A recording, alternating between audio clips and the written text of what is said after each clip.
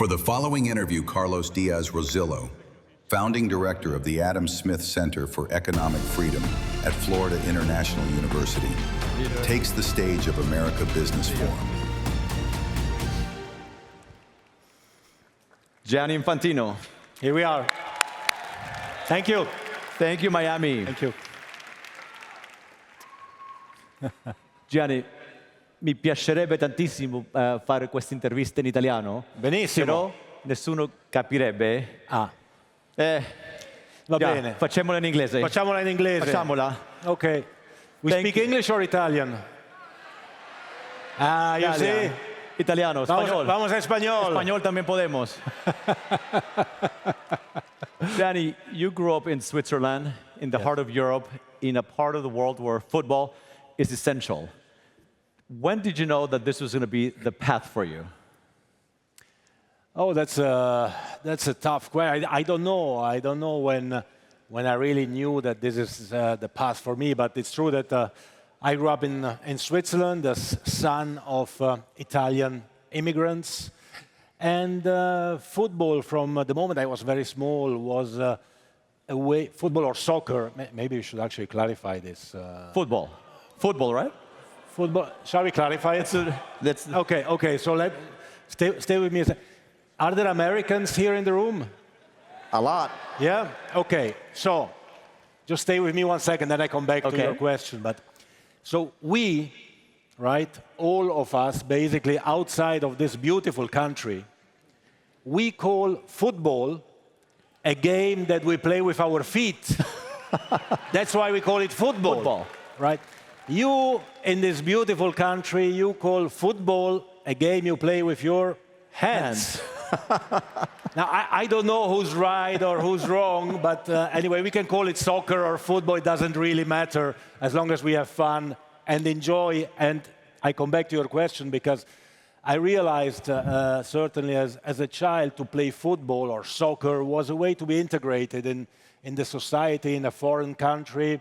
As an immigrant, to come together, to unite, and to play football. And obviously, as an Italian, where football is a religion, you grow up as a fan of a club, as a fan of the national team. At that time, the Italian national team was quite strong.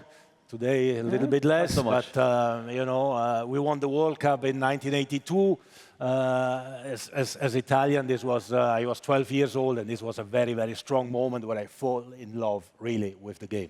Great. So I prepared a few questions. I hand wrote them, but I think I want to ask you a few of the questions, but I'm going to wing it and just go with the flow so that people get to know you. The world knows you, but I feel that in the United States, people don't know you as well as they should know you. So part of what I want to do is, over the next several minutes, have this wonderful audience and people watching remotely get to know Gianni Infantino. So I'll mix some questions that I prepared, and then I'll wing part of them. Here we are. Today, you lead the world's most popular sport. When you think of the boy that you once were in Switzerland, what would surprise that boy most about the man that we have here before you? Well, I think it's actually kind of impossible that a boy, son of Italian immigrants in Switzerland, could become FIFA president. This is something which is kind of unimaginable. But if you think about it, and if I think about it, I realized also pretty young that my skills as a football player were not really the ones of anyway close to the one who will speak after me here, Leo Messi. So I realized that if I ever want to touch the World Cup, I need to become FIFA president because I can never touch it as a player. And you did. Right? So I had to become FIFA president. But I was passionate about football from very young, and with a group of friends, we took over the local Italian team in the Swiss mountains. With actually a very important argument when we had the elections. We saw the President Trump earlier. We won the election to take over this Italian club with the killer argument, which was that my mother was ready to wash the jerseys of the team for free. So we won the election, we took over the team, And we organized matches, players, and so on. And finally, I do the same now. I organize events, I organize tournaments. Different magnitude, I find sponsors and broadcasters, but it's still the same passion and the same joy. You mentioned President Trump, you mentioned Leo Messi, which reminds me, this is a really tough spot to be doing the interview. We followed President Trump, amazing speech, Yes. and now, after this, is Leo Messi. We are the halftime show, There right? we go, there we go. Between Trump and Messi. I mean, this is... So not to put you on the spot, you can clap. so Leo Messi, as you know, is admired all over the world. Not to put you on the spot and ask you about somebody that you admire in football, but outside football, who is somebody that you admire, somebody who's taught you an important lesson in life? Well, for the lessons in life, I mean, definitely my father. My father, and my mother, my parents, who taught me, you know, everything about having, of course, to work hard, to work in an honest way, to have dignity always in what we do, to respect the others, but also to always remember to, you know, to be happy with what you have and in what you do. And finally, that's what football is about. It's about happiness and joy, isn't it? And I mentioned Messi and also President Trump. It's very obvious from not only his remarks here today, but for many remarks he has made about you, that the two of you have a very good relationship. Part of the job of FIFA president is to get along with everybody, right? You are a manager, you manage the world's biggest soccer organization, football organization, but you also have to be a politician, a diplomat. Tell us a little bit about your relationship with President Trump. I have a great relationship. I'm really lucky. I have a great relationship with President Trump, who I consider really a close friend. But of course, he's been and is very, very helpful in everything we do for the World Cup. He was the president. He mentioned it today when the US, together with Canada and Mexico, was awarded the World Cup. And he's really engaged. He has such an incredible energy. And this is something that I really admire. He does things. He does what he says. He says what he thinks. He says actually what many people think as well, but maybe don't dare to say. And that's why he's so successful. That's right. And I have to say, I am a bit surprised sometimes when I read some comments, some negative comments, because as far as, I'm not American, but as far as I understand, President Trump was elected in the United States of America. He was quite clearly elected. Very much so. And when you are in such a great democracy as the United States of America, you should first of all respect the results of the election, right? And then, you know, again, he was elected based on a program, based on what he said, and he's just implementing what he said he would do. So I think we should all support what he's doing, because I think he's doing pretty good. Yeah, absolutely. Right? And for FIFA, even more. And so, speaking of President Trump, he's not only the president of the United States, but now he's the head of the Kennedy Center. Yeah. In exactly a month, on December 5th, at the Kennedy Center in Washington, it will be the World Cup draw. And it's been announced today that on that occasion, you're going to award the FIFA Peace Prize. Football unites the world. Yes. Two questions about that. The first one is, tell us a little bit more about this new Peace Prize.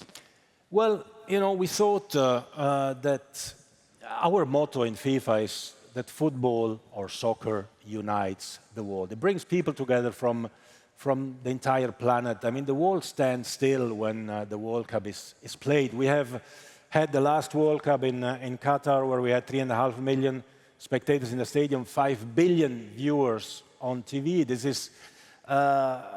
This will be even bigger here, because we will have 7 million spectators in the stadiums, and we'll have 6 billion people watching it on TV.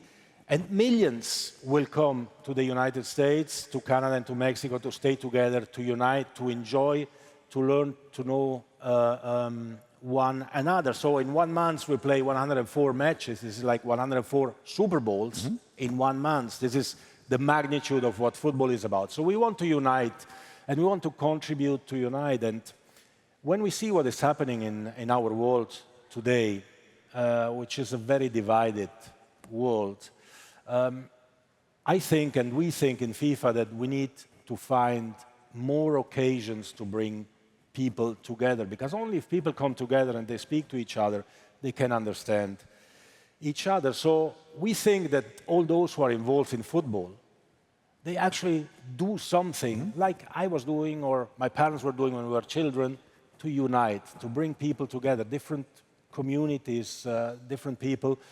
And we believe that peace in the world is something which is so important, and we have to support it, because that's about unity and about peace, and we have to support anyone who is doing something special. So we thought we have to bring to life the FIFA Peace Prize.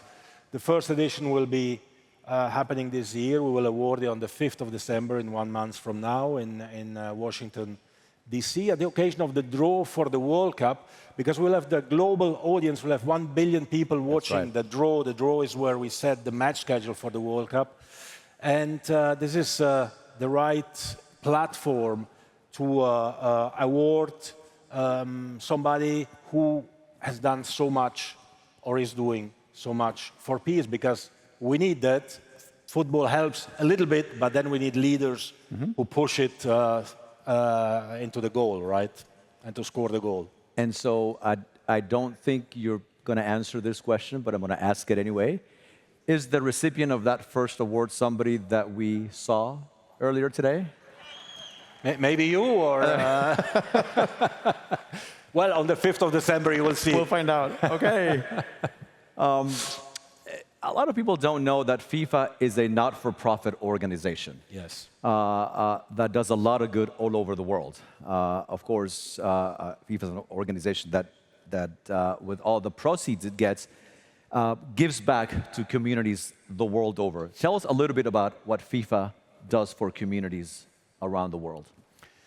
Well, I think that's an important, really an important point. I mean, people don't know that FIFA is a non-for-profit organization. That all the revenues that we generate from a World Cup are reinvested in the game. As we speak now, we are organizing a women's under-17 World Cup in Morocco, and the boys under-17 World Cup in Qatar, with teams from all over the world.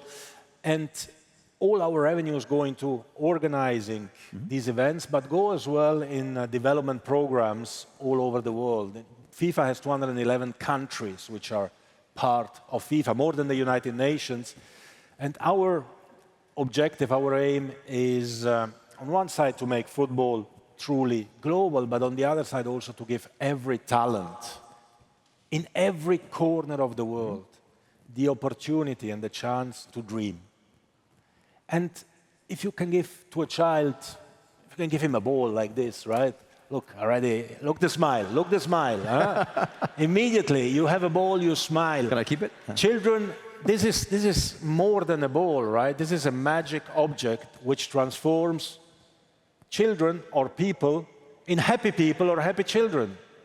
Because as soon as you have it, you smile. And if you can give to a child an opportunity, a chance, a hope, to become the next Messi, but also just to become a better man or woman, then I think we've done something great. And all our revenues go back into the game in 211 countries in the world in order to make sure that children, girls and boys, can do something. And we invest in women's football in Sudan or in North Korea or in Saudi Arabia, everywhere in the world. In Qatar, in men's, in boys. And this is exactly what makes football so special. It's not only a beautiful ball, but I'm looking, it's an official ball, and it's signed by you. So signed by me. Very special ball. Maybe if I can propose something. Yes. You should kick it into the audience at the end of the interview. And wait. And the one who gets it... Gives it to me. No? He will get 2 tickets for the World Cup match, for a World Cup match here in Miami. No, okay. Wow. But you have to kick it far, huh? Kick it far. Or close. It's up to you. Wow. I don't take responsibility. Okay. We'll do it. Look at that. Look at that, look at that, look at that. Look at this one here. Okay, you need to wait another few minutes, huh? That's fantastic. Right here. There we go. Golazo. You mentioned Golazo. Qatar, and I believe I want to ask you about Qatar. I believe we have a video that we're going to show, and then I'll ask you a question about the subject of the video. So Let's we can look at watch the video. Today I feel Qatari. Qatar 2022, the most questioned World Cup in history, a tournament surrounded by doubt, debate,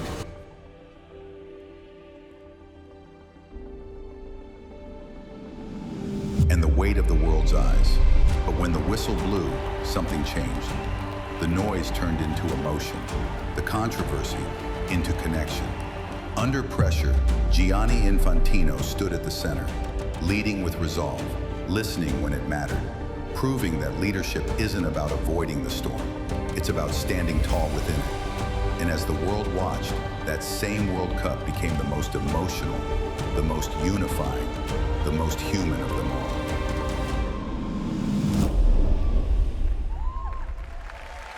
Amazing. So, as the video mentioned, and as many of us know, it was a fairly controversial World Cup, yet it was, as the video also mentioned, the most emotional and the most watched World Cup ever. Yeah. What did that experience of presiding over FIFA when it held the World Cup in Qatar teach you about leadership under fire? Well, that's something you learn very quickly in FIFA, especially if you become FIFA president. The way I became FIFA president, which I entered FIFA in a period where FIFA was really a toxic organization. People were arrested, people went to jail, were suspended. We had no sponsors, no broadcasters, nobody wanted to go anywhere close to FIFA. And I had to organize actually 2 World Cups. The first one was in Russia and the second one was in Qatar.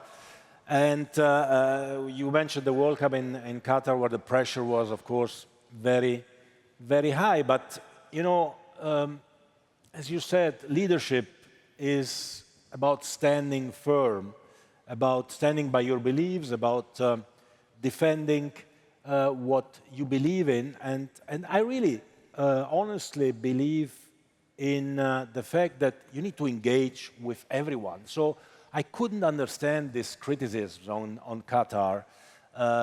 And from people who maybe were never in Qatar or didn't realize that the World Cup was actually a catalyst for incredible positive social change. So when we had a famous press conference 2 days before kickoff of the World Cup and in front of the world press, I said what I thought, which is that between staying in a nice office in Switzerland or going in a country, any country in the world, and engaging with the people, with the leaders, and trying to change maybe things or to convince them or to listen to them, well, I would always choose the second one and go and engage with people, because only this can bring results. And then you need to deliver, as Stefano Domenicali, who is a great, great friend and a great manager, was saying earlier.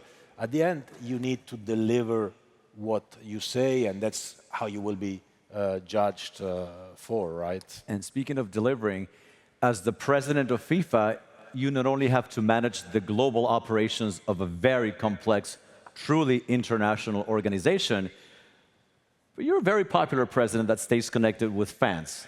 How do you stay connected with your fans? How do you stay connected with everybody?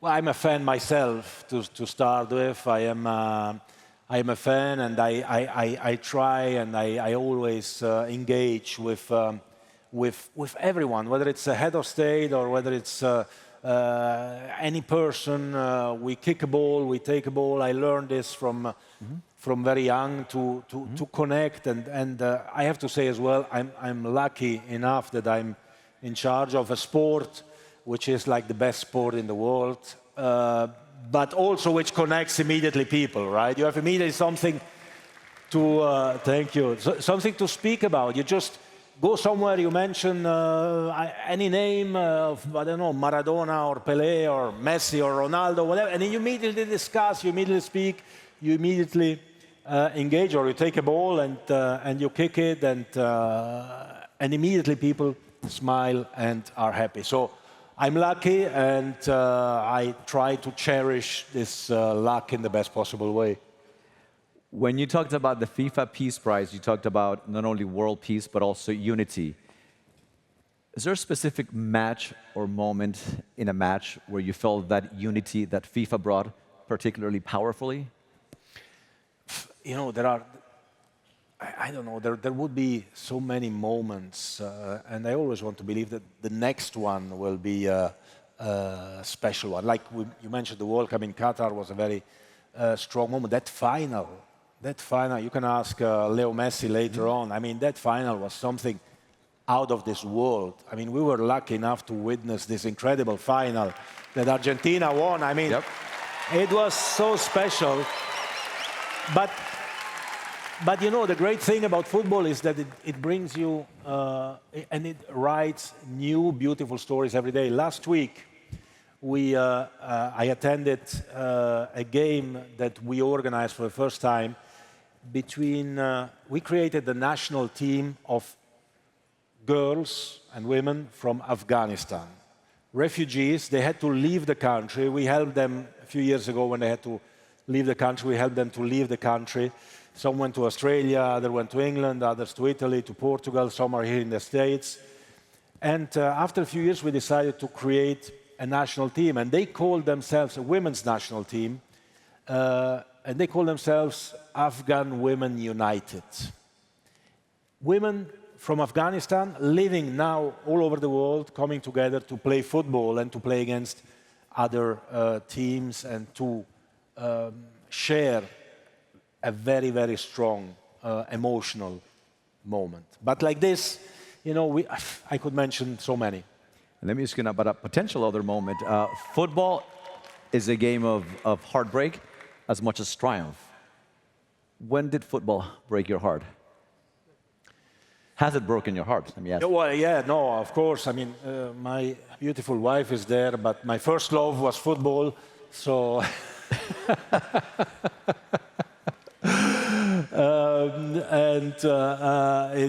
she says it always to me. That's why I can say that. But it's true that football is such a special sport. I mean, when the World Cup is on, it's not just 104 Super Bowls in 1 month. It's like when Brazil plays, if you go to Brazil during a match of Brazil, everything is empty, right? Argentina is the same, Colombia is the same, right? Nobody's on the street, there are no crimes. The crime rate is low as ever during the World Cup because people are just so passionate. People, they cry when they win or they cry when they lose. It doesn't matter. You just cry because you are happy or because you are sad. You just cry in football. And I mean, for me, I remember 1978, the World Cup. I watched it on TV with my father. It was a World Cup in Argentina. 1982, of course, when Italy won a World Cup, and I was 12 years old. That was quite a strong moment. And when you get this virus of the game, and I really call on everyone here to be injected with the virus. There is no vaccine and nothing that you can take against that. But it's a beautiful one. It's a happy one. Yes. Thank you. Football has brought joy to billions of people around the world, but it has also instilled a sense of responsibility on those who play it. Looking ahead, how do you want the game to influence the values and the mindset of the next generation? Of the next generation? Well, you know, football has taught me so many lessons for life. And I think football is teaching to every child, every girl and every boy, so many lessons for their life. We have designed in FIFA, together with UNESCO and with UNICEF, a program that we call Football for Schools, in which we don't teach how to play football, but we use the hook of the ball in classrooms to say to children, okay, today we speak about football, and then we take the ball like this, we put it on the desk, right? And everyone listens. And you put the ball on the desk, and you can start speaking about anything about violence, about discrimination, about racism, about respect, about nutrition, about any topic you want, just taking the hook or the excuse of football. So football teaches you so many lessons. And that's why we need to bring it all over the world, and we need to continue to develop it. The most important, I think, of these lessons that football is teaching, besides the team spirit and the joy and the happiness, is, I think, resilience. Because in football, you can win, you learn to win, but you lose as well. You learn to lose. I certainly lost many more games than I won. But the great thing that football teaches you is that when you win a game, right, you are happy. You go home, even if you play with friends, you go home, you are happy, you smile. You are happy until the next game. When you lose a game, you go home, you are sad, you are angry. But you are angry for an hour, a couple of hours, maybe one day. Then you know that there is the next game that is coming, and you're going to win that next game. So it teaches you, as a child, to stand up after a defeat and to go for it and to want to fight and to win that next game, which is coming for sure. So these lessons, we need to cherish them, we need to bring them to the schools, and we need to develop the game and make it even bigger and better all over the world. At the beginning of the conversation, you mentioned that when you were a boy, if you wanted to touch the World Cup, you thought that you had to become FIFA president, and you did. What do you want young people to know about the power of resilience and the power of believing in the idea that you can do anything you want to do if you put your mind to it? Well,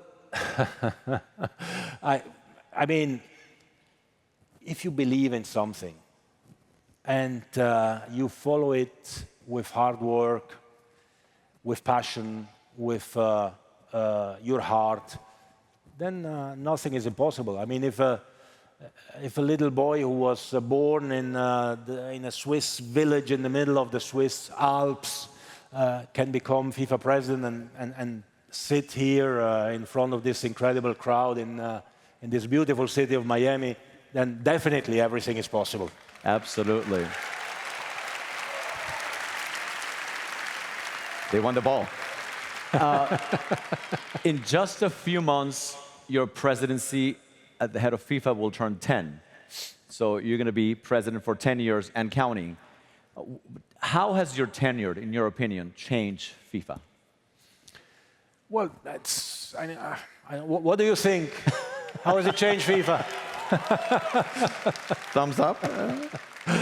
Well, no, we worked very hard in the last 9 years to make FIFA truly global, to bring FIFA and football everywhere in the world. As I mentioned, when I was elected FIFA president, it was probably the darkest hour of FIFA. We brought back respect, and I think that's the most important element. We brought back respect to FIFA and for FIFA, and we continue and we will continue to just make people a little bit happier. Mm-hmm. And if people are a little bit happier, then, you know, the whole world is a little bit better, I think. So a follow-up question. After you step down, how do you want people to remember your leadership style and your leadership at the helm of FIFA? I will think about that when I step down. I will let you know. In many, many years from now. I come back and then I let you know. For now, I enjoy too much what I'm doing. And you're good at it. So, most World Cups take place in one country. We've had some that have taken place in 2 countries. The next one will take place in 3 countries. In Mexico, in Canada, and right here in the United States. Of course, in Miami. Yeah, including in Miami. What can we expect? And by the way, Francis Suarez, who was mentioned a few times, I don't know if he's around somewhere, but he has been really instrumental. We have the World Cup here in Miami. Need to say that. So what can we expect about this new edition of the World Cup right here in North America? Well, I really don't know if Americans realize what is going to happen. Mexicans, they get it probably a bit more because they know more about football. Canadians are even more north. So, but what will happen in this country is something incredible. I mean, let me say one more thing first, because after you're going to conclude, I guess, since we are in a business forum here, so there are business people here as well. I need to say one thing about business as well. Otherwise, they think I'm just, kind of having fun as a president. But I need to. The business has to also work. So, the football GDP, global football GDP, is around $300 billion a year. Out of these 300 billion, 70% is generated in Europe, but mainly from outside of Europe. In the US, it's around 10 billion. If the US would be doing, and this is an advice to all business people in this room to invest in FIFA and in football, if the US would be doing one third of what European countries do, we would speak about 110 billion, instead of 10, 110 billion GDP in the US. Wow. So, this to say that there is such a big potential, and I think that those Americans, why I say this, because I think that those Americans who didn't or don't realize what is happening next year, they will realize it, because this country and Canada and Mexico will be, flipped upside down, back up, back down. You will have a horde of barbarians, but happy barbarians, invading the country, with the result that soccer or football will conquer America. This is a country that's never been conquered. For the first time, we will conquer America. I announce it here officially. There we go. And that's a very good point, because it's not just the ticket sales. It's the incredible injection into the economies of every one of the cities that will be hosting games, like Miami, from tourism, from hotels, from restaurants, from ticket sales, from souvenirs. So it's an incredible engine of economic growth that FIFA will bring to these three countries. Yes, it is an incredible economic impact of, only the World Cup has an economic impact of around 40 billion, 200,000 jobs, which will be created, 5-6 million people coming here to watch the games, but also, to enjoy their holidays in Miami Beach or anywhere else in beautiful Florida. So it moves so much, and not just that, because the entire world will be focused on North America, on Canada, Mexico, and the United States next year. I was mentioning the figure of 6 billion. 6 billion people will be watching the World Cup. I mean, the Super Bowl is watched by 120 million people, 130 million. We have 6 billion people watching the World Cup. This means that the eyes of the world will be focused right here on Miami and the rest of North America. Absolutely. I have a couple more questions, and the next one is about education. I mean, he has to go. We can say he has to go on asking questions, because I think we need to gain some time for. So Leo Messi is on his way. We are the warm-up act for Leo Messi to come. So get ready for Leo, huh? So in American politics, we'll say we're filibustering. We're trying to extend this. No, this is a pleasure and an honor for me. Let me ask you about education. So I run a center at a university, Florida International University, which now is the 5th biggest university in the country. Fifth biggest. Wow. Let me ask you about the role of education. I believe that, sports and education go hand in hand. Tell us a little bit about, in your view, the role of education and how important it is to not only take care, of course, of your body, to have athletes that are good at what they do. You want your athletes to be the best in the world, but also the role of education. Well, education is future. In FIFA a few years ago, we created a FIFA Foundation, and when you have a foundation, you receive a lot of requests, and every request is, worth helping, right? But you cannot do everything, of course. So we were thinking, what should we focus? You know, there are so many good causes around the world, and we decided that we should focus on education. Because education is future, education is hope, education is opportunity.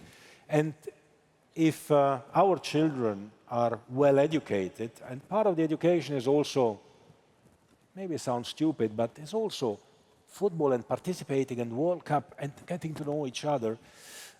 So if our children are well educated, then they will find solutions to all the problems that affect our world. Not just we're speaking about peace or war, but any other problem. So we have to invest and believe very much in education. That's why we designed as well this program, Football for Schools, which is for children from 5 to 15 years of age. Again, not to learn how to play football, but to be educated a little bit with or thanks to the help of football. But we need to bring back the right values of our world. I mean, you were speaking earlier about the FIFA Peace Prize. I was surprised recently that I've been in Sharm el-Sheikh, where the peace in the Middle East agreement was signed, and I was surprised that, you know, about war, everyone speaks the whole time. Mm-hmm. You can read, you open any media in the world, there are journalists here, media representatives, you can read about war every day. About peace, one day, and that's it. It's not right.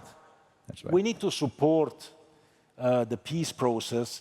We need to help, we need to push. It's not just for one person or one group of persons or one country to believe in it. Everyone has to play its own role, and we need to come back to these values. And for this, coming back to these values, the education, I think, is crucial. Absolutely. Let me ask you one concluding question. You get to hang out with really interesting people. We mentioned President Trump, Leo Messi, really, really fascinating people. What gets you going? What excites you? What? Exactly. My wife. Good answer. She's right here in the front row.